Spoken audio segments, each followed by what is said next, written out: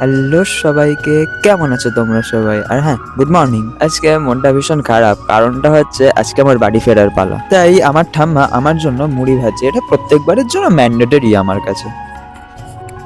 আচ্ছা, এই ফুলটার নাম কি বলো তো? আমাকে কিন্তু কমেন্ট করে জানিও অবশ্যই।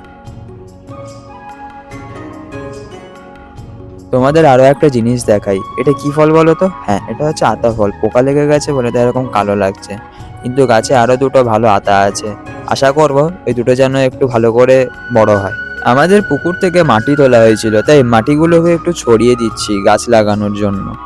এই দেখো, এই একটুখানি গাছে কত সুন্দর একটা ঢেঁড়স হয়েছে, দেখেছো? আমার ঠাম্মা আমার জন্য আর বাড়ির সবার জন্য আবার নাড়ু বানাবে বলে তাই নাড়ু করতে বসেছে এখন। আবার ঠাম্মার যেহেতু বয়স হয়েছে, তাই আমিও কিছুটা হেল্প করে দিয়েছি নাড়ু বানাতে। নাড়ুগুলো কেমন হয়েছে জানিও কিন্তু কমেন্ট করে অবশ্যই।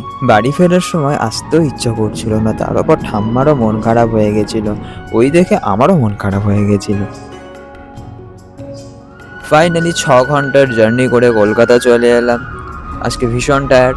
তোমাদের সাথে দেখা হচ্ছে নেক্সট ভিডিও। Bye bye.